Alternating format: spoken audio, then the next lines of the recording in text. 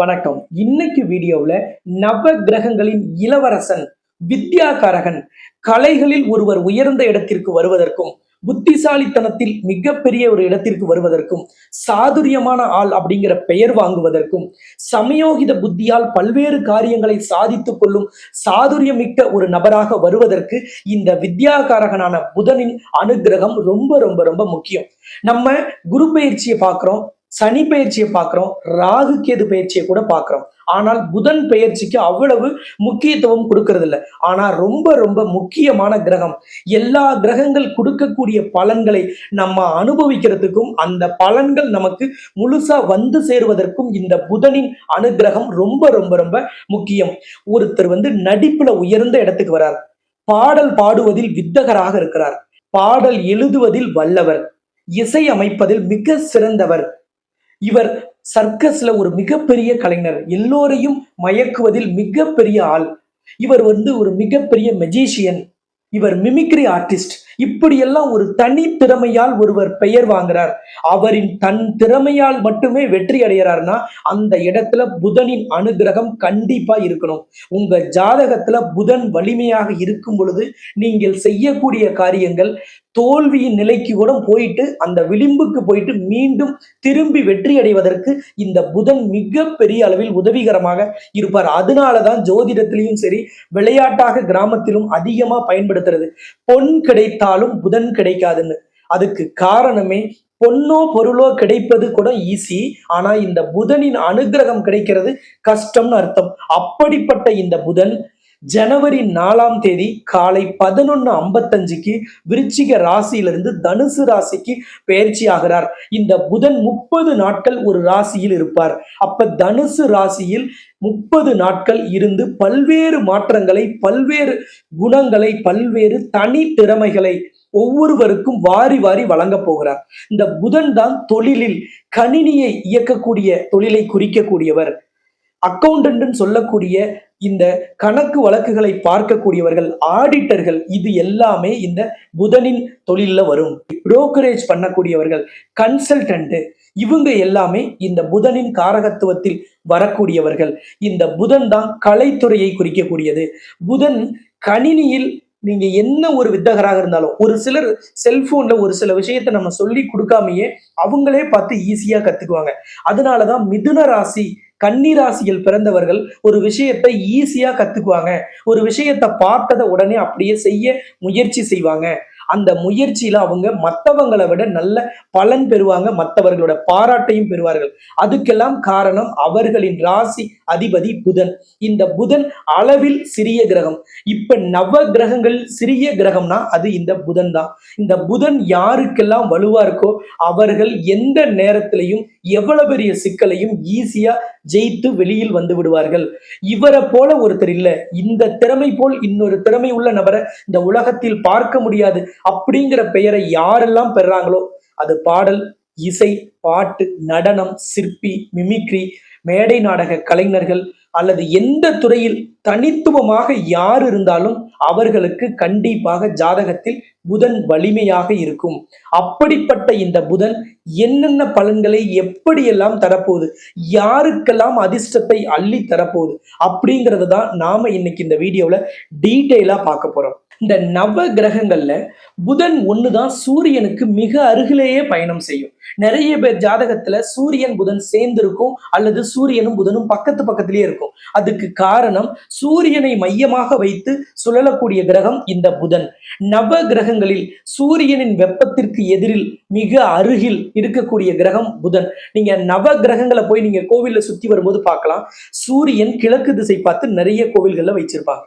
அந்த கிழக்கு திசையை நோக்கி இருக்கக்கூடிய சூரியனின் வெப்பத்துக்கு அருகாமையில் சூரியனின் பார்வை படும்படியாக இருக்கக்கூடிய கிரகம் இந்த புதன். அப்பவே நீங்க புரிஞ்சுக்கலாம், சூரியனின் வெப்பத்தை எந்த கோள்களும் தாக்கு பிடிக்க முடியாது.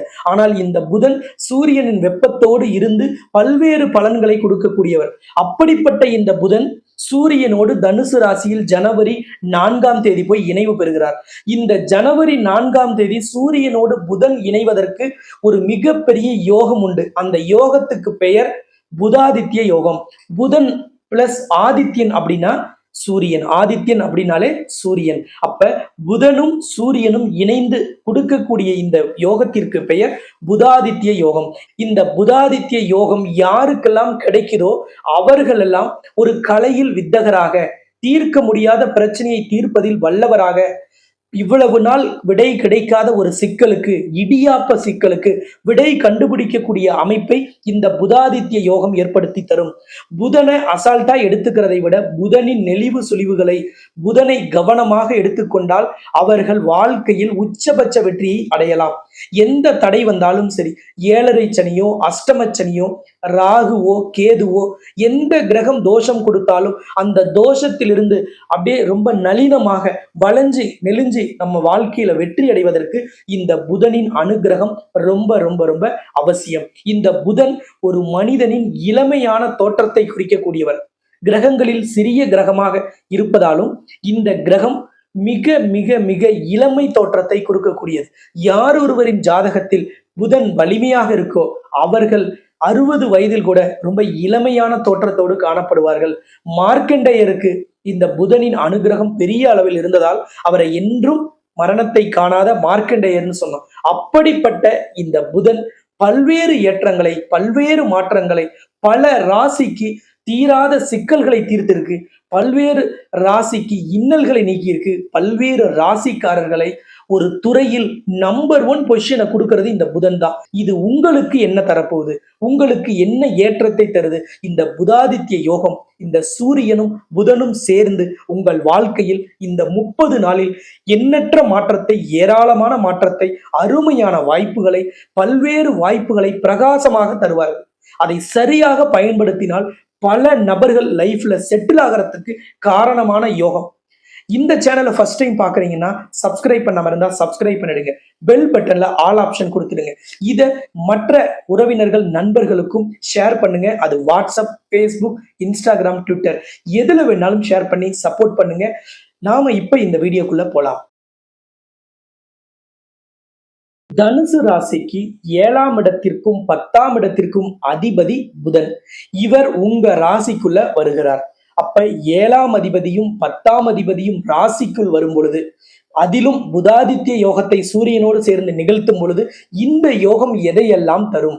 ரொம்ப ரொம்ப முக்கியம். ஏன்னா 7ஆம் இடம் அப்படிங்கிறது உங்களோட வாழ்க்கை துணை, பிசினஸ் பார்ட்னர், சமுதாய அந்தஸ்து, உங்களோட நெருங்கிய நண்பர்கள், இதையெல்லாம் குறிக்கக்கூடிய இடம் 7ஆம் இடம்.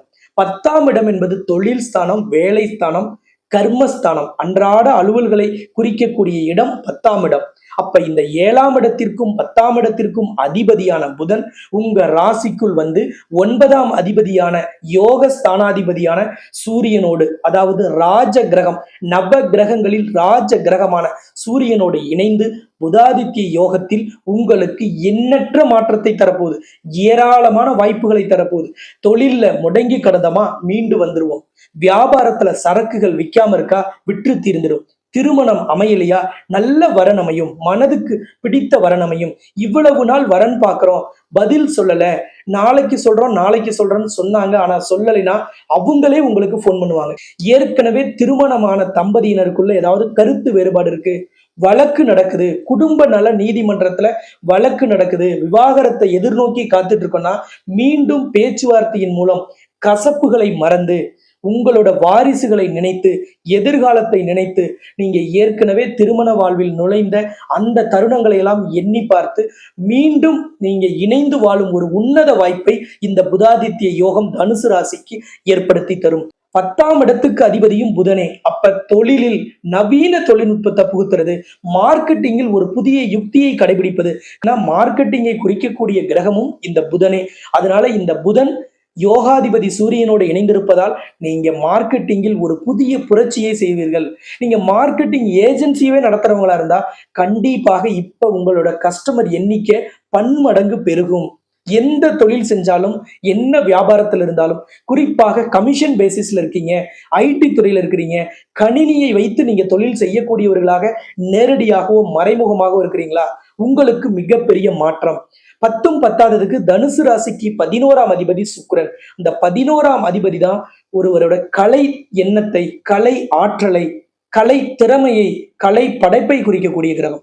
அந்த கிரகத்துக்கு உறுதுணையாக இருக்கக்கூடிய கிரகம் புதன். இந்த புதன் தான் திறமையை, கலைத்துறையில் நம்பர் 1 பொசிஷனை கொடுக்கறதுக்கு புதனின் அனுகிரகம் வேணும். அப்ப இந்த புதன் உங்க ராசிக்குள் வரும்போது கலைத்துறையில நீங்க கடைநிலை ஊழியரா இருந்தாலும் சரி, உச்சபட்ச நடிகரா இருந்தாலும் சரி, பாடலாசிரியர், நடன கலைஞர், நடன இயக்குனர் அல்லது இசையமைப்பாளர், எந்த துறையில் இருந்தாலும் அதில் உங்கள் திறமை வெளிப்படும். நீங்க தனித்துவமான நபர். உங்களுக்கென்று ஒரு பாணியை உருவாக்கி கொள்ளும் அமைப்பை இந்த புதன் தருவார். சரியாக பயன்படுத்தினால் கலைத்துறையில் தனக்கென ஒரு தனி முத்திரையையும், தனக்கென ஒரு தனி பாணியையும் கடைபிடிக்கும் ஒரு அமைப்பை இந்த புதாதித்ய யோகம் உங்களுக்கு ஏற்படுத்தி தரும். நண்பர்களோடு கருத்து வேறுபாடு, நண்பர்களின் ஆலோசனை நமக்கு பாதகமா நடக்குது, நண்பர்கள் நம்மளோட சரியா பேசல, நல்லா பேசிட்டு இருந்த நண்பர்கள் ஏதோ ஒரு சூழ்நிலை பிரிஞ்சு போயிட்டாங்கன்னு நினைக்கக்கூடியவர்களுக்கும் நண்பர்கள் கண்டிப்பாக உங்களோட பழைய நட்போடும் பழைய அந்யோன்யத்தோடும் பழகக்கூடிய அமைப்பையும் இந்த கிரக சேர்க்கை உங்களுக்கு தரும். தொழில்ல பார்ட்னர் அல்ல, தொழில்ல பார்ட்னர் அமையல, அல்லது இன்வெஸ்டர் கிடைக்கல, அல்ல பார்ட்னரோட ஏதாவது கருத்து வேறுபாடு, நம்ம ஒரு ஐடியா சொன்னா பார்ட்னர் ஒரு ஐடியா சொல்றாருன்னா அது எல்லாமே சரியாகி உங்கள் தொழில் பார்ட்னரோடு உங்களுக்கு நல்ல ஒரு இணக்கமான சூழ்நிலை ஏற்படும். அதே போல தொழிலில் பார்ட்னரோடு இருந்த கருத்து வேறுபாடு நீங்குவது மட்டும் இல்லாமல் தொழிலில் அடுத்த கட்ட வளர்ச்சியை அடையும் ஒரு அருமையான காலகட்டமாக, அதற்கு அடித்தளமிடும் காலகட்டமாக, ரொம்ப ரொம்ப முக்கியம். அதுதான் இந்த காலகட்டம். தொழில், வியாபாரம், வேலையில ஒரு ஸ்ட்ராங்கான ஃபவுண்டேஷனை அமைக்கிறதுக்கு இந்த புதாதித்ய யோகம் பெரிய அளவுல தனுசு ராசிக்கு சப்போர்ட் பண்ணிடும். இதை கரெக்டா யூஸ் பண்ணிட்டீங்கன்னா நீங்க என்ன தொழில் செஞ்சாலும் சரி, என்ன வியாபாரத்தில் இருந்தாலும், நீங்க எந்த விதமான வேலையில் இருந்தாலும் அதுல உங்களுக்கென்ற ஒரு தனி முத்திரை, உங்களுக்கென்று ஒரு தனி பாணி, உங்களுக்கென்று ஒரு தனி பெயர் புகழ் உறுதியாக கிடைக்கும். இந்த 30 நாட்கள் இந்த புதாதித்ய யோகத்தை இன்னும் ஆக்டிவேட் பண்ண ஏதாவது பரிகாரம் இருக்கா அப்படின்னா, புதன் என்பது நாராயணனை குறிக்கக்கூடியது, சத்யன் என்பது சிவபெருமானை குறிக்கக்கூடியது. அப்ப சத்ய நாராயண பூஜையை நீங்க செய்வது இந்த புதாதித்ய யோகத்தில் இன்னும் வெற்றி அடைவதற்கு உதவும். அல்லது இந்த மாதத்தில் வரக்கூடிய ஆருத்ரா தரிசன நாளில், அதாவது நடராஜர் தரிசன நாளில் சிவன் கோவிலுக்கு செல்வதோ, மரகத லிங்க அபிஷேகத்தை பார்ப்பதோ, அல்லது மரகத நடராஜர் அபிஷேகத்தை பார்ப்பதோ விசேஷம். எதனாலன்னா, நடனத்தை, நளினத்தை குறிக்கக்கூடிய கிரகம் புதன். ராஜன், ராஜ கிரகம் அப்படின்னா சூரியன். ஏன்னா ராஜா அரசியலில் உயர்ந்த இடத்தில் இருப்பவர்கள், ஒரு பிரதமர், முதலமைச்சர், குடியரசுத் தலைவர், இது போன்ற உயர்ந்த பதவிகளை குறிக்கக்கூடிய கிரகம் சூரியன். அப்ப நடராஜர், நடனமும் ராஜனும் இணைந்ததுதான் நடராஜர். நடனத்தை தன்னகத்தே கொண்டு இந்த உலகத்தை மயக்கிய அவர் போல் ஒரு நடன கலைஞர் இல்லை, அவர் போல் நடனத்தை வெளிப்படுத்திய நபர் யாரும் இதுவரை இல்லை. அப்படிப்பட்ட பெயரை பெற்ற நடராஜரை வழிபாடு செய்வது சிறப்பு. ஆருத்ரா தரிசன நாளில் மரகத லிங்க அபிஷேகத்தில் கலந்து கொள்வதோ, உங்க கையால் மரகத லிங்க அபிஷேகம் செய்வதோ இன்னும் விசேஷ பலனை தரும். இந்த புதாதித்ய யோகத்தை ஆக்டிவேட் செய்ய இந்த பரிகாரமே போதுமானது. இந்த காலகட்டங்கள் தனுசு ராசிக்கு பல்வேறு ஏற்றத்தையும் முன்னேற்றத்தையும் அதிர்ஷ்ட வாய்ப்பையும் அற்புதத்தையும் ஒவ்வொரு நாளும் தரும், ஒவ்வொரு மணித்துளியும் தரும், ஒரு நொடி பொழுதிலும் தரும். இந்த மரகத லிங்கம், மரகத நடராஜர் அபிஷேகம் இது எதையெல்லாம் தரும் சிறப்பா அப்படின்னா, 11ஆம் அதிபதி உங்களுக்கு சுக்கிரன். அப்ப ஆசை நிறைவேறும் இடத்திற்கு அதிபதி சுக்கிரன்கிறதுனால மகாலட்சுமி ஆலயத்தில் மரகத லிங்கத்துக்கு அபிஷேகம் செய்வதை நீங்க போய் பண்ணலாம், பார்க்கலாம். நடராஜர் கோவில்ல மகாலட்சுமி ஆலயம் இருக்குதுன்னா அந்த நடராஜர் கோவில்ல போய் அபிஷேகம் பார்ப்பது விசேஷம். சத்யநாராயண பூஜையை மகாலட்சுமி ஆலயத்தில் செய்வது விசேஷம். இது கலைத்துறையில இருக்கும். நம்ம இப்போ வெள்ளித்திரைக்கு போகணும் அப்படின்னு ஆசைப்படுறவங்களுக்கு அந்த வாய்ப்பு கிடைக்கும். ரொம்ப பிஸியா இருந்தோம், இப்ப என்னமோ கொஞ்ச நாளா வாய்ப்பு இல்லாம இருக்கும், அவங்களுக்கு வாய்ப்பு கிடைக்கும். நம்மளை யாரோ ஓரம் கட்டிட்டாங்க, ஏதோ ஒரு சூழ்நிலையில நம்ம ஓரம் கட்டப்பட்டுட்டோமோ, மீண்டும் இன்னொரு முறை நம்ம ஒரு ரவுண்டு நம்ம கலைத்துறையில வருவோமா அப்படின்னு ஏங்கி தவிப்பவர்களுக்கு இது வாய்ப்பை ஏற்படுத்தி தரும். அதே மாதிரிதான் புதுசா கலைத்துறைக்குள்ள நுழையணும்னு நினைக்கிறோம், அல்லது யூடியூப் போன்ற சோசியல் மீடியாவில் இன்ஃப்ளூயன்ஸா இருக்கிறோம், அல்லது வீலாக் பண்றோம், அல்லது ஏதாவது ஒரு வீடியோஸை போட்டு நான் அதுல பிரபலம் அடையணும்னு நினைக்கிறேன், அல்லது அதுல எனக்கு சேனல் ரீச் இன்னும் கிடைக்கல, நல்ல ஒரு சப்ஸ்கிரைபர்ஸ் வரல, நல்ல ஒரு ஃபாலோவர்ஸ் எனக்கு கிடைக்கல, பெரிய ரீச் ஆகல, நான் ரொம்ப கஷ்டப்பட்டு தான் பண்றேன் ஆனா எனக்கு கிடைக்கல அப்படின்னு நினைக்கக்கூடியவர்களுக்கும் இந்த சத்யநாராயண பூஜையும் இந்த நடராஜர் அபிஷேகமும் மீண்டும் ஒரு உயர்ந்த இடத்திற்கு வருவதற்கும் புதிய வாய்ப்புகளை உருவாக்கி தருவதற்கும் உங்கள் துறையில் நீங்கள் மீண்டும் கோலோச்சிட இந்த கிரக அமைப்பு பெரிய அளவில் உதவியாக இருக்கும். இன்னொன்னு, அரசியலை குறிக்கக்கூடிய கிரகம் சூரியன். புதன் என்பது புத்தி கூர்மை சாதுரியத்தை குறிக்கக்கூடிய கிரகம்.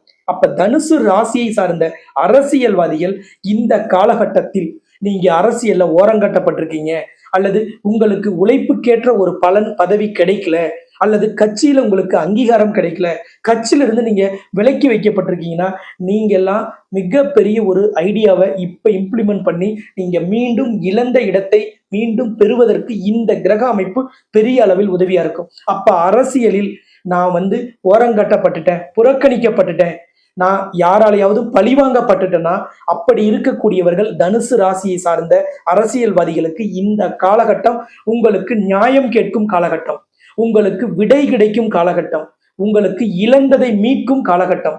இது அரசியல்வாதிகளுக்கு மட்டுமல்ல, எல்லா வயதில் இருக்கக்கூடியவர்களுக்கும், எல்லா தொழில் செய்யக்கூடியவர்களுக்கும், எல்லா வியாபாரத்தில் இருப்பவங்க, எல்லா விதமான வேலைகளில் ஈடுபடக்கூடியவர்கள், எல்லா வயதினருக்கும் பொருந்தும். அப்ப இந்த புதாதித்ய யோகத்தை மிக சிறப்பாக ஆக்டிவேட் செய்து இந்த 30 நாளில் மிகப்பெரிய ஒரு சாதனையாளராக, சரித்திரம் படைக்கும் நபராக ஒவ்வொரு தனுசு ராசிக்காரர்களுக்கும் வர வேண்டும் என்பதே என்னுடைய ஆவல்.